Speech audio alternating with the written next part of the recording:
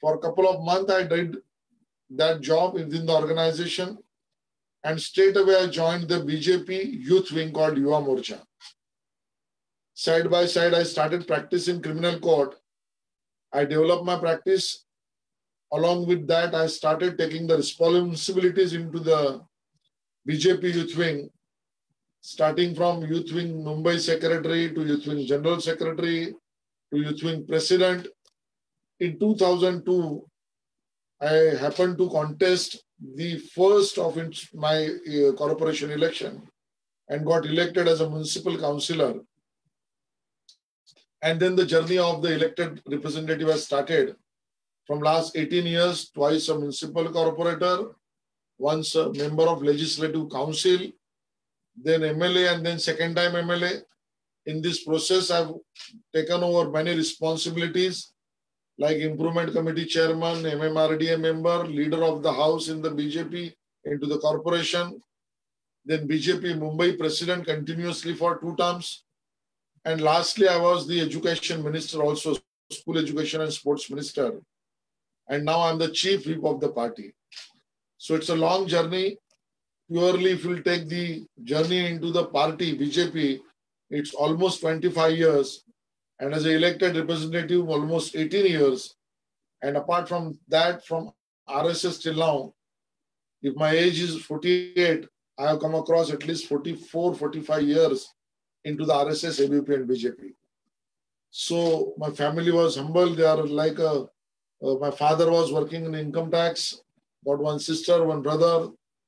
Brother is an engineer. The sister is into the Barclays Bank as a vice president. Got my wife, married to a wife. She's a lawyer. I have my son who is studying into engineering now. So happy life and happy working for the people. That's the journey. Lost your voice. So that's a very applaudable journey that you have been through. You come from a very humble background. I'm sure you must have faced a lot of challenges. So would you share one of your stories and how did you overcome those challenges, especially in a field like politics, which is very competitive?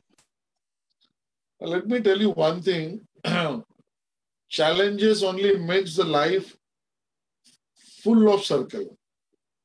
Your life can be meaningful if you have challenges.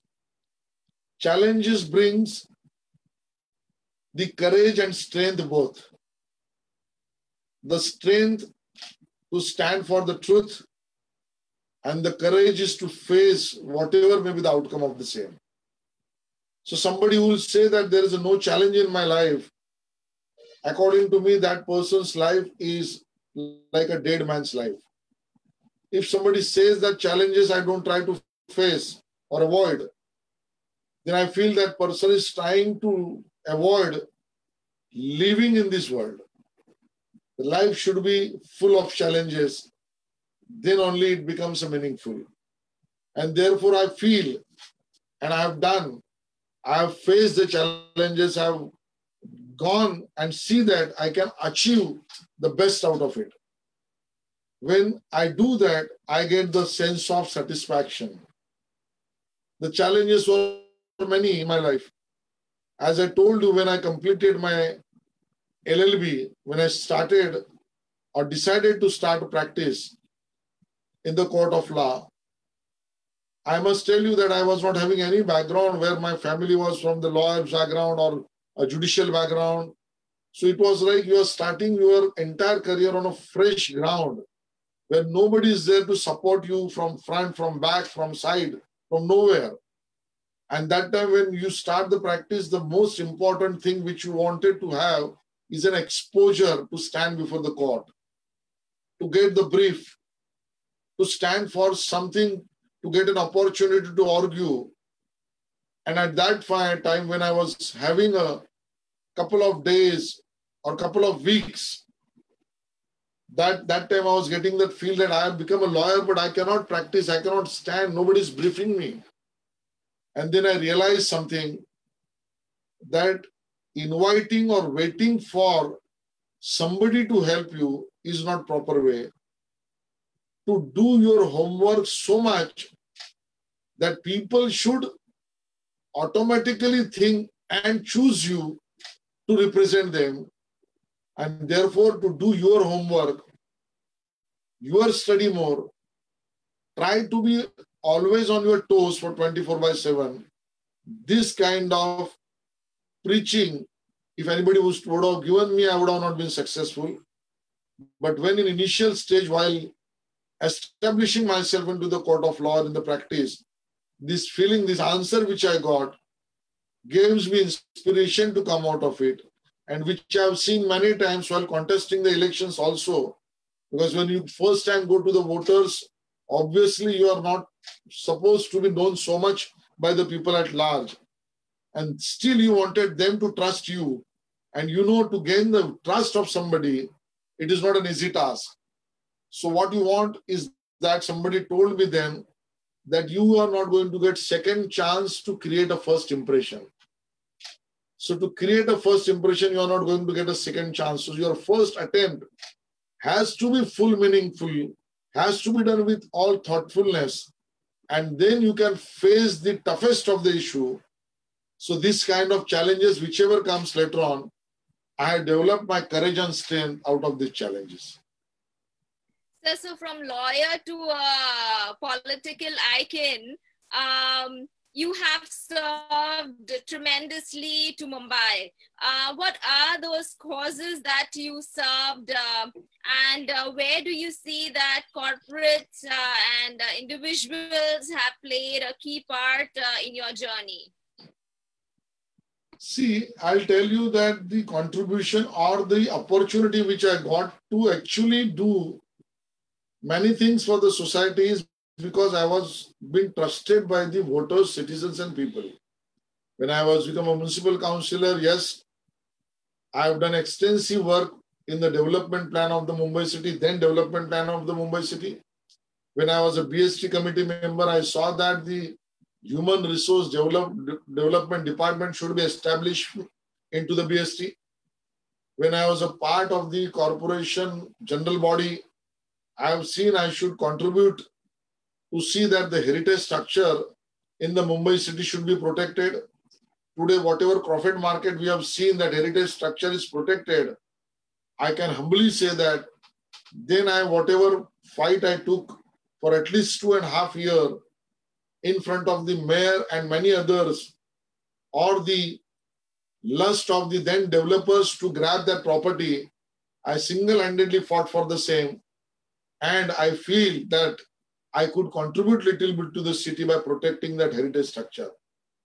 Of course, there is necessity of the city management on which I worked as a municipal councillor. I could contribute on that.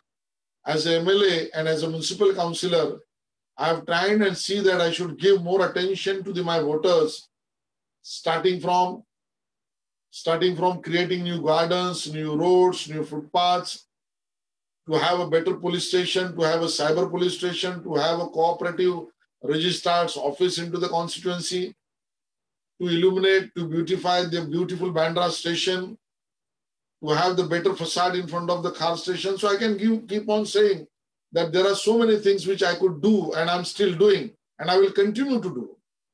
Because I am not the person who is going to say that it's enough. When I do one work, when I contribute for one work, I always feel that there are 4 more waiting for me and I should continue to do that. As you have asked me what should be the role of corporates or as an individual in a journey of politics or into the sphere of politics, I feel that yes, corporates by the way of CSR, corporates by the way of their genuine donations for the cause, corporate for the genuinely innovating the things, corporate by which genuinely giving the time for the entrepreneurs to achieve something. By these many ways, corporates can actually contribute for the society, or they are doing it. Not only a CSR, but by individual capacity also they are doing it. And individual who represents such a corporates or industry or influencers, sometimes only by seeing them or following them, we try to learn many things. So I think as a society, we should be one. There should not be discrepancies between a poor and a rich, a corporate and a general. And when we have this approach, then only what we want to create a new India, which is a vision of our Prime Minister Modi ji, we can achieve the same. So this holistic approach, Sabka Saath, Sabka Vikas, that approach is a very key, and I believe into that. So that's a lot of work that you've done in your short span of time in politics. So education has been of paramount importance to all the youth. What do you think about the present education policy? How do you foresee, considering the COVID times, do you think can we fill up this gap in urban slums and in the rural areas? And your thoughts about the present entrance exam mayhem? 2-3 questions you ask me. And obviously, if I elaborate the answer, the education policy itself needed a special program, should be organized by somebody like you all people, you all people together.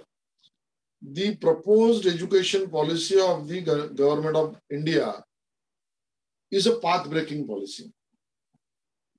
I think after more than 30 years, 3 decades or more than that, the government took a courage to form a policy for the new India. The 5+3+2+2 is going to replace 10+2. A child goes to the school, it's like going through one tunnel that was earlier system, and while that journey of a tunnel, if it develops a skill, if we develop liking towards particular subject, if he wants to learn something specially, the current education system of this tunnel from 1 to 10th or rather 12th doesn't allow that boy or a girl or that student to get an opportunity to develop him or her. Till you reach to the 12th, you are traveling in this tunnel where you are not supposed to do anything extra, or you are not supposed to develop a liking for something, and you have to go through that channel only. The current coming education policy is extending the education rights. And from the preschooling, then to the school, and then you have many exit at 5, 3, 2, 2. And you will get a combination of subjects together you can study of your own choices. If today my son go to the school, if he wants to become a writer or he wants to study the literature only, current educational system doesn't allow it. But the coming education policy will make him to have a degree along with specialization or contributing more time or trying to get an opportunity to learn more about literature than what he's not supposed to do, what he's not liking about. So giving an opportunity more, giving an exit more, making the holistic development of the child, making inclusive development, the system where the group of schools can come together, the role of a music, the role of the sports, the role while making the career of that child. This new education policy is a path-breaking policy, and therefore I certainly welcome or rather congratulate this central government for forming such policy. Yes, there are challenges to implement the same. Yes, one needs to be persuasive about it. Yes, within the short span of time of in some months or year, will not achieve the target. Yes, the kind of grant, the kind of budget will required to achieve the same is a Herculean task.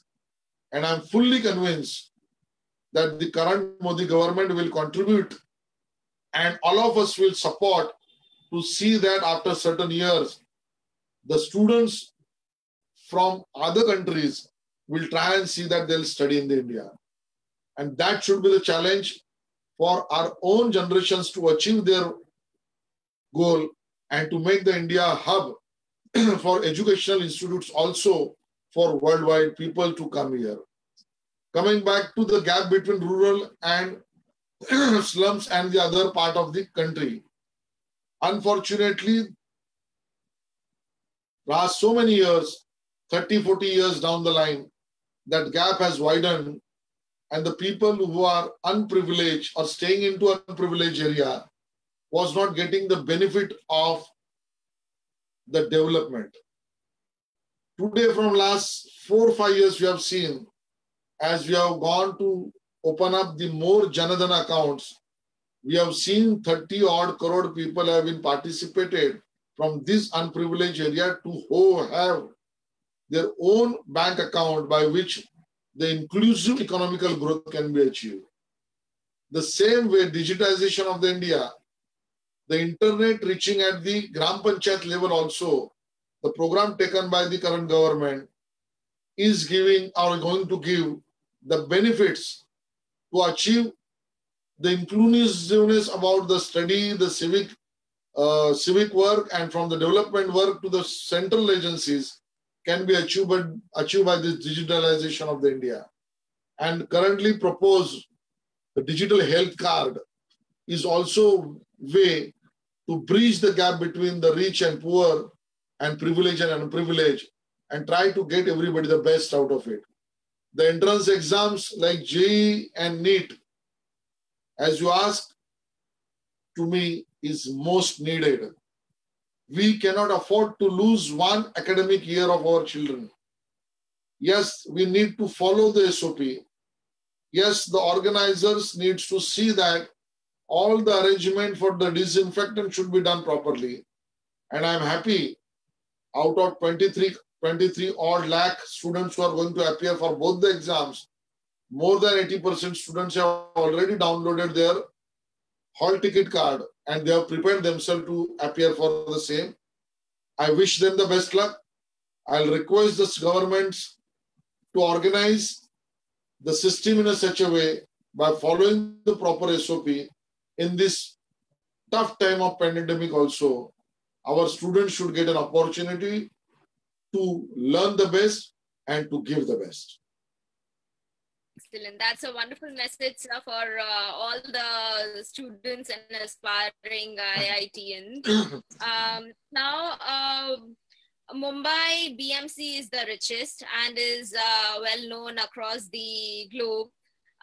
There are municipal elections coming up in 2022. So what are the 3 top activities that you would like to do? Or if BJP comes into power, what are the top 3 things that you would do? To begin with, I'll request through you and your platform to all the youths of this city to please give attention, give time, give your energy for the city management also. Secondly, I'm requesting through this platform to youths, all the youths like you, please be not only a visitor or spectator, please join this journey of making this city one of the best cities in the world. And therefore, BJP is welcoming all of you. The main 3 activities, it is hard for me to define 1, 2, 3 serially. But the most important thing which I feel which falls under the BMC needs to be done immediately is a better road. If in the city, we have in this city only the area called Navy Nagar, the roads developed there by the defense ministry or defense contractors, that road of Kulaba Navy Nagar never develops a pothole. But when we journey through many other parts of the Mumbai city, with the same kind of intensity of rainfall or the vehicle trafficking, Navy Nagar doesn't develop a potholes, the rest of the Mumbai develops a pothole. So therefore, we can conclude that the best treatment to the roads can give the best road. So the better road, better treatment to the roads, number 1. Number 2, the water lagging issue, yes, it needs to have long-term solution because we are surrounded by a whole lot of sea. And whenever high tide comes and the heavy rainfall, sometimes we see this situation.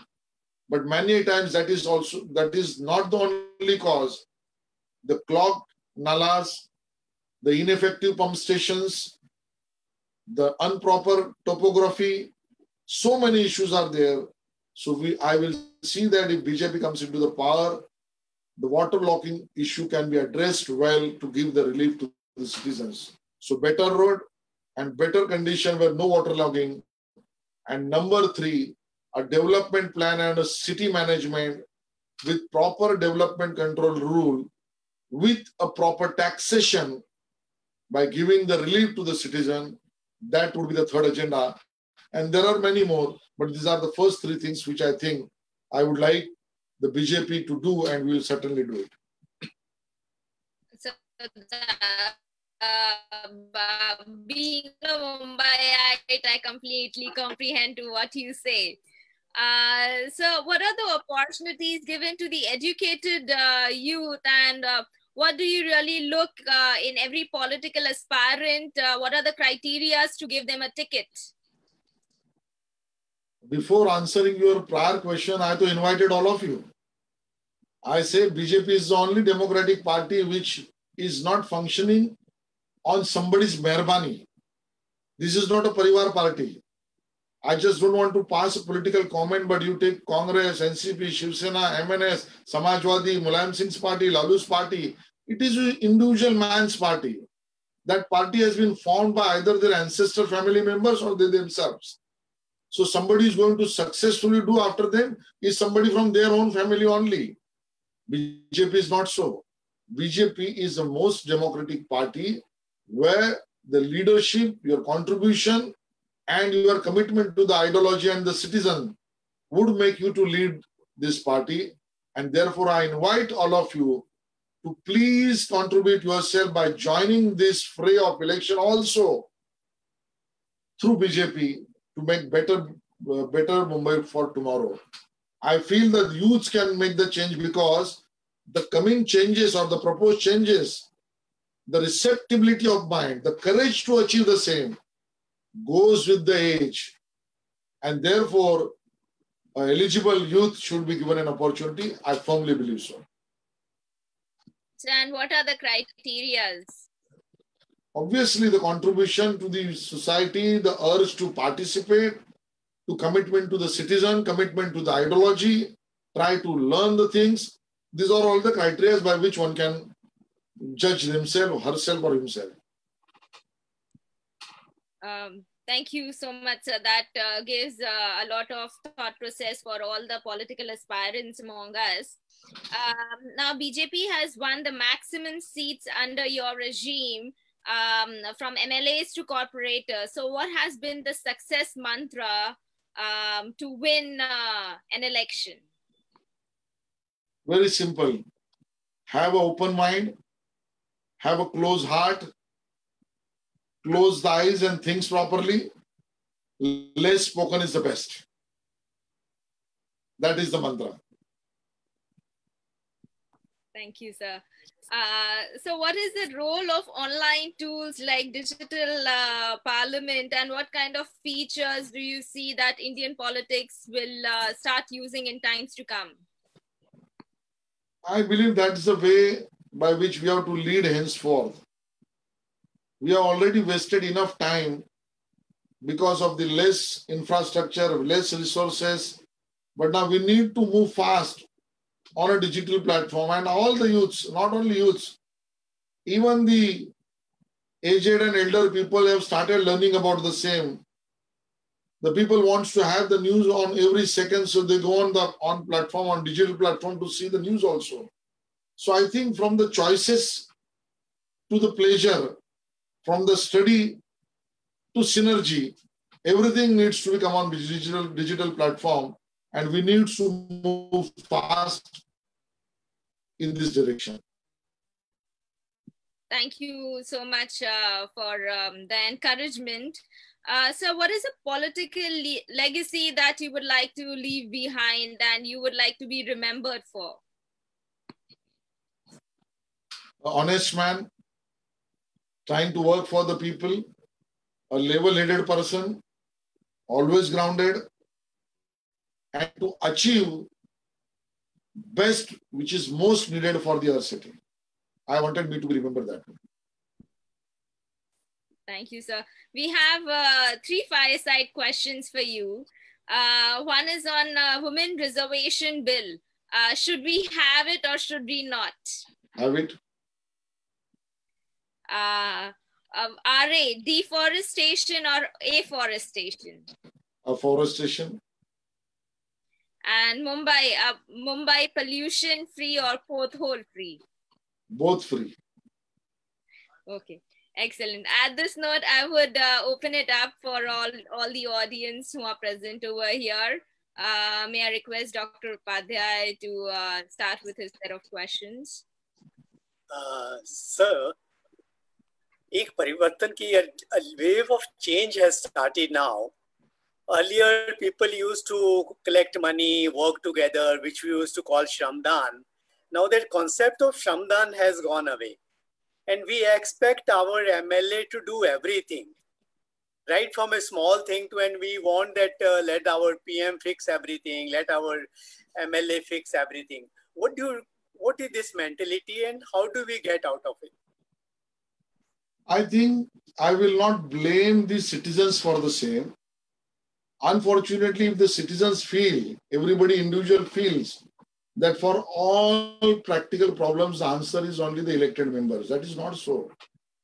Our constitution has casted some duties also on us as an individual citizen.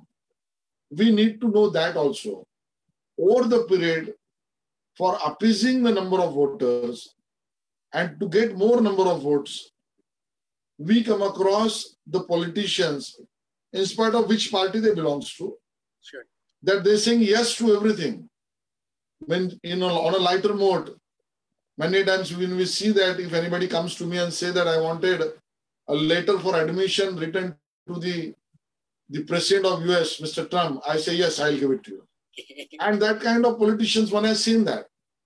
So educating the citizens also should be an agenda for all social workers, including the politicians, including the political parties. And at the same time, the citizens also should know and should learn their duties casted on them by Constitution. This type of dialogue is missing. And I will urge the platform like yours to take out some time and organize some programs for the same. When I had gone for International Visitors Leadership Program to US in 2004, I come across one non-profit organization which took up the role only to learn and to make the citizens aware about their own constitution. Learn my constitution, that was their agenda. I feel something like that needs to start, and we are already running out of time. Then we can achieve what has been missing link between the citizens and the elected representatives. Sure, thank you. Thank you. May I invite Justin to come forth and ask his question? Hi, sir. Good evening. My name is Justin. Sir, my question is actually a bit long, if you don't mind, but sir, I completely agree with the education policy, first of all, that children need to learn different things at different stages to discover themselves. But sir, as a person myself who left my 11th standard in science midway to pursue commerce and business because I wasn't sure about what I wanted to do.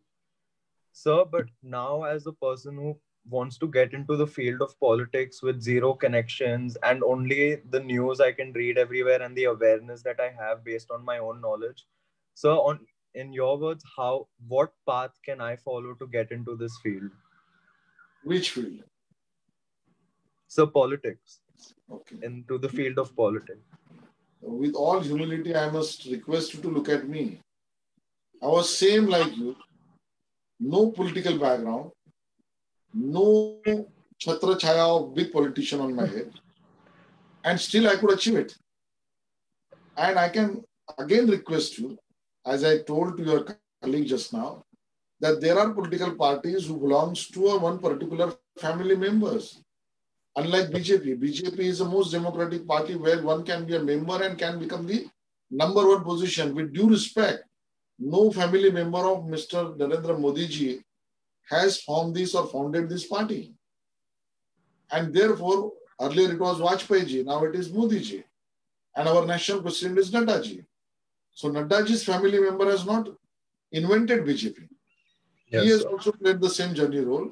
And therefore, I believe when you want to enter into a film of politics, I'll request you first, don't compromise with your studies, the academics. So by having that, when you want to have your political path, which should be well-founded, then try to see the world around you, try to read the news, and between the news, try to see the isms, ideologies of at least 1, 2, 3, 4, whichever number which you can afford to, of party's ideology. You can try to read about that. Make a commitment to yourself that sometimes it is a thankless job, but still I want to do it because it is my commitment for the society. Make a commitment to yourself that no, I am not going to come into politics to get something out of politics, but to give to the society. And I can do that with my own business. This commitment can make you to achieve what you want. Thank you, sir. Thank you so much. So we have Charulata with us, and she would like to ask a question. Charulata.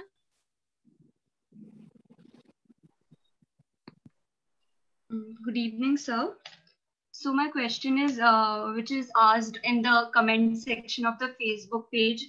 So when will the local train start, Mumbai local, and also what are your views on a lot of people lost their job due to COVID-19?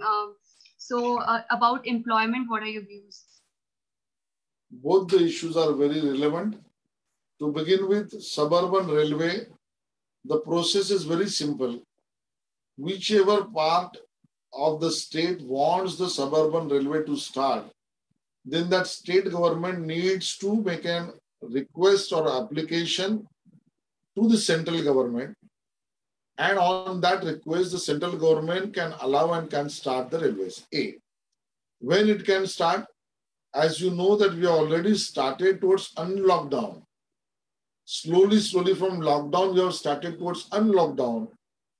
And today, though we are having the journey towards unlockdown, the fear of spreading corona, to have a close proximity with the more people, the chances are more. And therefore, the state and central, both government needs to look into that aspect, that really that position had come or no, where we can accommodate more number of people coming together is safe or not. So that judgment can be taken by seeing the situation of the spreading of coronavirus. So today we cannot make a claim that the situation is safe. Certainly it is going towards betterment, but not the safest. So we have to wait for certain time to see that these suburban railways can start. The state and central government are monitoring the same. Apart from that, unemployment or leaving of the job or loss of a job because of the COVID is a major issue on which already there is a matter before the Supreme Court, where Supreme Court has directed the private job employers also, and the government is not at all going to, the servant is not going to lose their job for sure. But in private sector, the understanding between the employer and employee is more needed, and the surety for the employers for not letting or not losing their job should be by way of communication, on which the state government and the central government has already proposed a procedure and an act on which the Supreme Court will pass order. Thank you, sir. We have our next question from Ms. Pranjal Rai. Pranjal, would you please come forward? Hello, sir. Good evening. My question is more of a follow-up question, suggestion you might say on the question that Justin asked. And I wanted to say that, like, being a woman and being employed in a corporate job, and also understanding at the time that youth can drive the change, and youth will be the next driver. But also understanding that youth today, the most of the youth today, they are involved in the humdrum, or are just occupied in the daily humdrum of their lifestyle. So is there a way that we can more actively engage youth towards active politics by uh, providing some short-term engagement or short-term projects wherein we all can contribute, or we all can feel a part of the whole system?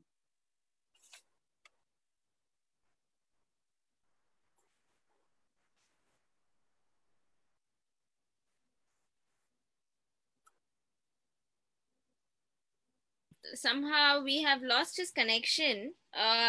We are just trying to track him back. No problem.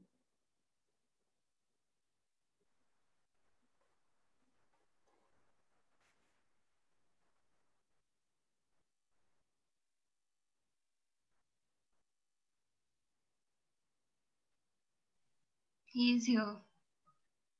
Anjul, would you mind repeating your question? No, of course not. I was just asking that uh, being a woman who's employed in a corporate job, understanding that while youth is the main driver of the change, but also that the youth today, like the majority of the youth today, is currently occupied. They're running in a rat race, and most of them are quite detached from the world of politics. Can there be certain short-term projects wherein the people can feel more engaged and a part of the whole ecosystem, so that they feel that they have made some contribution? Because sometimes our lifestyle doesn't allow us to be actively participate in politics while we all want to. Unfortunately, I missed your question in between, but whatever little bit I could hear, from which I can really tell you one thing. The working youth, or the youth like you who are working in multinational, I suppose you just mentioned. Yes. And in that pretext, when your job and the attention your job also seek more of the time, or sometimes the responsibility is casted on you by your office work, you cannot escape out of it. So I think fortunately now the generation has come where the things have started, like you have work from home, like there are more contributions by which you can actually participate into many work to the social cause or political cause from the house also. So you can plan your time, you plan your days. Need not that everybody needs to work on the road, or need not to be everybody on the living the job has to be fight for the cause by standing on the middle of the road. There are many ways by which you can contribute. The intellectual way, the judicious way, the judicial system, or the social media, or even the electronic media. Today, all electronic channel wants to know the voices of the common people or the parties. Somebody like you who is so presentable, who can be articulatingly so nice, can be a spokesperson, can speak and contribute on the channels, on the social medias, on your platform, on your YouTube channel. I think these are the ways also which you can make the difference. Earlier, 10 years down the line, that was not an opportunity. So I think you got this opportunity. Let's grab it. Thank you. Thank you so much, sir. We have Rahul with us. Rahul, would you please come forth and ask your question? Hello. Hello. Good evening, sir.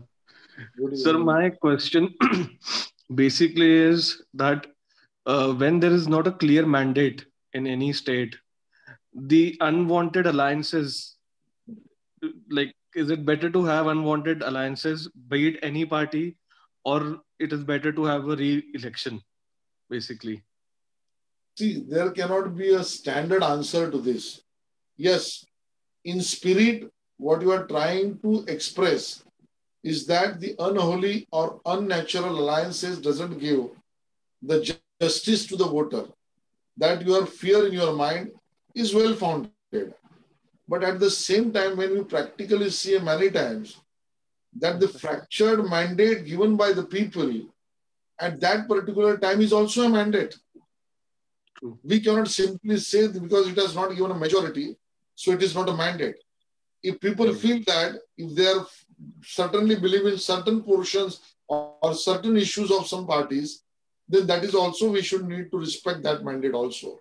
What we need to do in that situation where there was unnatural alliances took place because of the fractured mandate is that to create a lobby group, to create a citizen's voice, to have the burden on the elected members by the voters, then only this kind of unnatural alliances can work together, or to achieve at least for the citizens' benefit or voters' benefit or cities' benefit or states' benefit. So what people should vote, we don't have a control. If it is fractured, we should welcome. In that situation, alliances can take place. But if we want a better result, let's lobby for it. Right. Thank you, sir. Thank you. We have a place for one more question if someone has. Okay. Sir, it has been great interacting with you. Any final words for all the youth watching this show and getting inspired from you? Any final words for all of us? I can only tell you one thing. When I look at all of you, I remember those days of a struggling days into my profession or prior to that as an activist. And the kind of receptiveness, fun and enjoyment which we used to have in those years, hopefully you all must have been also enjoying by the same way. I want you to have a whole happiness and enjoyment, but don't try to defocus your career. That's only request to you. Thank you.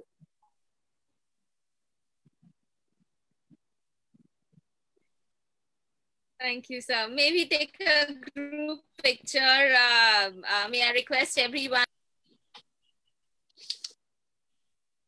Thank you so much.